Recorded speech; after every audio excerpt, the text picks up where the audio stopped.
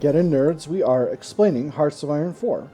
Today, I'm going to walk you through what a battle looks like in Hoi 4 and how to understand what's going on when you see a battle. So, we're going to get really in close here. Oh, this is very loud. Reduce the volume of these effects a little bit, just to make it a little bit nicer. We'll cut the effect volume to about half. The third here. You need to remember to turn that off later. But, so you can see a lot of things. We got my divisions here. These are green with a strip indicating the color of the army that they're in. We got allied divisions here in blue, and we got enemy divisions here in red. As you can see, this division is attacking my division here across this river. So let's take a look at what's going on here. We got a green bubble, and the green bubble is pointed towards my division in this hex here. And that means that that's the direction of the attack, compared to this bubble over here where our divisions are attacking the enemy division. The arrow is pointed in there. These bubbles are both green, indicating the attacks are successes for us. Contrast it with this bubble here, which is red, which indicates that the enemy is winning. And 55 and 89 are our progress in the battle. Progress and projected progress. So, I'm going to go ahead and unpause here, and you'll notice that the number is going to go up for the battles that are green, whereas it's going to go down for the ones that are red, except this one got better because I think another friendly unit reinforced. So, now that the enemy is done attacking here, I'm going to have one of my units attack them instead, and we can see kind of what's going on with that. We'll do a two-directional attack. It's not going super hot, but if we bring this unit in here, it might go a little better. Excellent. So, that's how you look at what's going on with the battle, but how do we look at what's going on with the battle? And that is by clicking the little balloon itself, and this brings up the battle interface. So, we have got here a whole lot of stuff going on. First, there's a summary of what's going on the air side. So this is how much damage our planes are doing to the enemy. You've got your flags here, your different commanders. You got your orders here, tactics list. Just brings up the tactics list. Skill level of generals, army width, used combat width on both sides, and then you got your individual divisions. So, we'll go through these one by one and show you what they've got going on. This is the attacker and defender indicators. So this means that I'm, as General Philip Leclerc, attacking. Defender is Ubaldo Soddu. Next, let's look at tactics. We're using a well-planned attack, which gives 15% extra damage on my side. The enemy is using a defense tactic, which is 5% extra damage when defending. The later on you get into the game, the more complicated these tactics become. I can see the list of available tactics over here by using the tactics list. And each of these has a different effect. These I'm not going to go through these because they're automated. I will not be able to pick these. You can do a little bit of manipulation of what characters do, but not a lot. The basic trait here is that the better your recon, the more likely you are of picking a technique that counters the enemy's technique. If you counter the enemy tactic, then the enemy is going to... then any bonuses provided by the enemy's tactic are going to be negated. So, let's take a look at our division list here. Let's look at these first. These are sort of situations that apply to the situation, to the battle. So air support, we've got direct air support. The enemy also has a debuff for enemy air superiority because I've got air superiority over this region. We're attacking from multiple directions. We got this unit, and this unit all attacking from different ways. And then finally we've got the intel advantage, which gives us increased damage and defense. This is the total combat width. This is determined by the number of provinces that are being attacked from. Currently it's showing 140 because I'm attacking from 3 different provinces into a hills province. Hills provinces have a base width of 70, and so it's going to be half again that much for every additional province. If I had like 12 divisions I was attacking here, I would be using up more than 20 of the combat width, because each of my divisions is width 20. So I'm going to be able to deploy all my divisions in here, but this would form a cap on the number of divisions I can deploy in this fight. Next, let's look at the individual divisions. We got the ones that are fighting listed over here. Enemy divisions that are fighting are listed over here. And I've got 2 divisions in reserve. These have a 7% chance of reinforcing per hour. So they're not currently in the battle, but they are. They're going to get there eventually. And up here we've got organization and strength, conditions that apply to the division. So for example, these ones have low supply, which is providing a small penalty to their attack and breakthrough. There's also a terrain penalty for attacking into a hills province. As you can see, this is a pretty significant penalty, but I'm going to be able to deal with it. The enemies also have significant penalties, primarily one from low supply. As you can see, these enemies are surrounded. They do not have supply contact with their home country over here in Italy, and that means their supply situation is only going to get worse over time. They are, however, experiencing an entrenchment bonus, 10% attack and defense. That's because they're entrenched and holding. And they are getting an attack and defense bonus from defending hilly terrain. Then up here, you can see the total attack and defense available to each division. So I have 443 soft attack is the top one here, the sword. This one in the middle is hard attack, and this one here is breakthrough, which is our amount of offensive defense.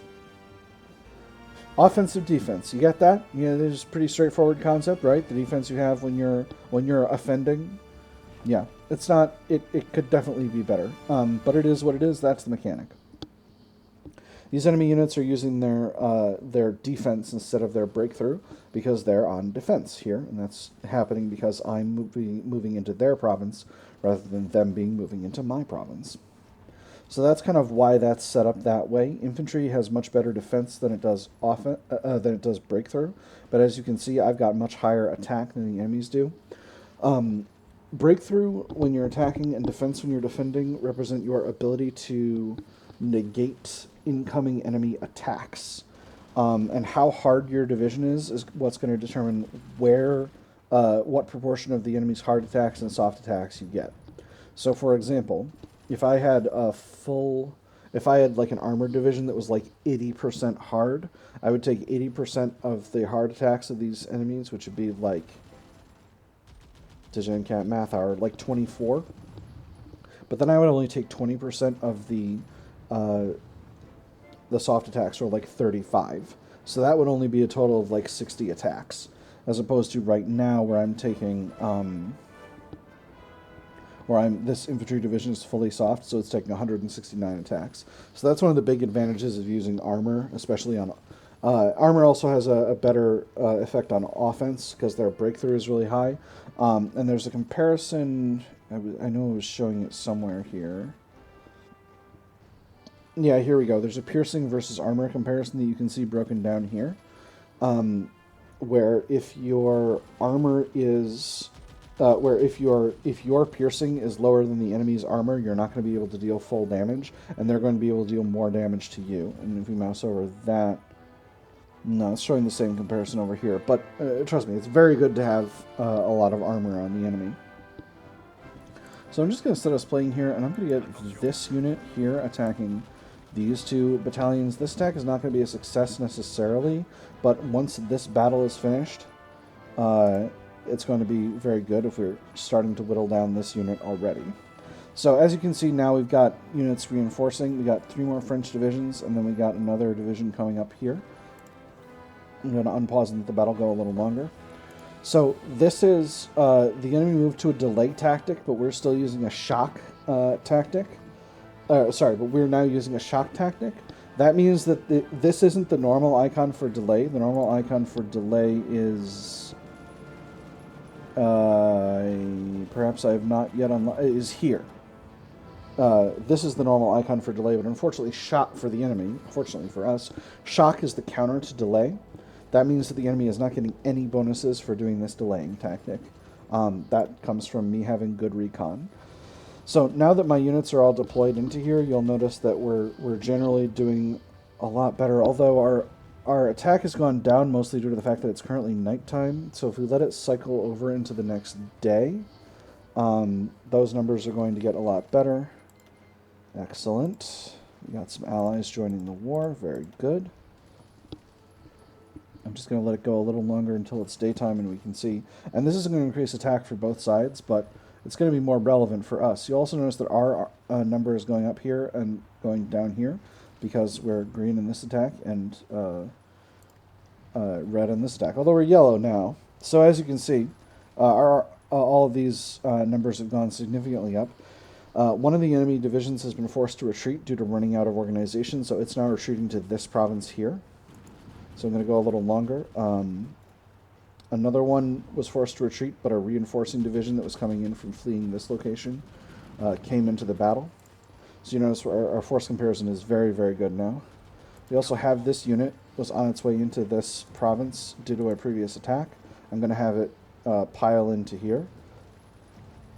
I'm going to queue in these two units to continue to press forward this way. And I'm going to have this unit attack this way as well. That might be a mistake, but we'll see. Ah, very good. Force comparison is looking very good. So as you can see, this enemy unit is losing a ton of organization, and it is probably about to be forced to retreat. Alright, perfect. Alright, beautiful. So, now that all of these enemy units have been forced to retreat, my units can move into the hex unbothered, and these enemy units are forced to retreat into this hex, which is the last one where the enemy is holding out. And I can take a look at this battle here. We've got the same commanders here.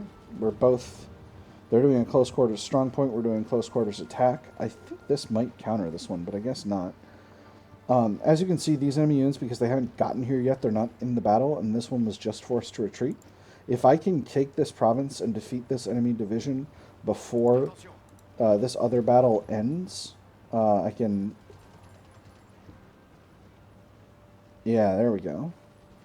So if I can get these units here before this other battle ends, these units will not be able to withdraw into this province, and I will capture them completely.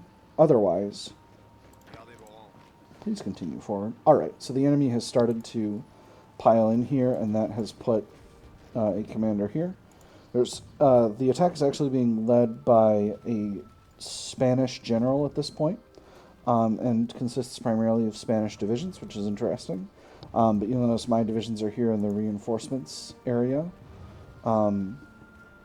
We got a pretty wide width, so they'll probably be adding themselves into this battle pretty shortly.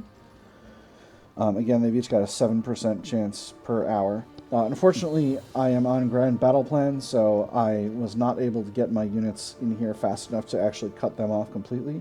So these enemy divisions are going to deploy into this battle, but now that they're fully surrounded, they're not going to have... I'm surprised we're not getting a few more... Here we go. So now we got more divisions piling in here. If these run out of organization, they're going to withdraw from the battle.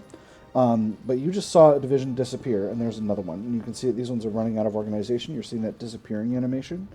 And that's the remaining two. So if units can't withdraw and then run out of organization, they are captured, and they disappear. This unit can go back to going over that way. And now this front line has been removed. And all these units, because they're already assigned over to this front line here, will redeploy themselves over to the west to engage in other battles there. So that's how the combat interface works. It's you can get a lot of information about what's going on in your battles by looking at that interface. I want to draw your attention to this one thing. I didn't do this intentionally, but I'm going to do it here now. I don't know how a battle's happening with no unit over here, but it is. This is the armor indicator. If an enemy division attacking us is unable to penetrate our armor, will take up to 50% less organization and strength damage. I think that's, because this is an infantry division, I think that's only there because a division has not reinforced into that battle yet. So that's a funny thing here. So you can take a look and see similar things going on in this battle here. You can also see officer traits that apply to this. So, for example, the infantry bonus ones here. You got a good a commander indicator here that is indicates that the commander's ability is doing something.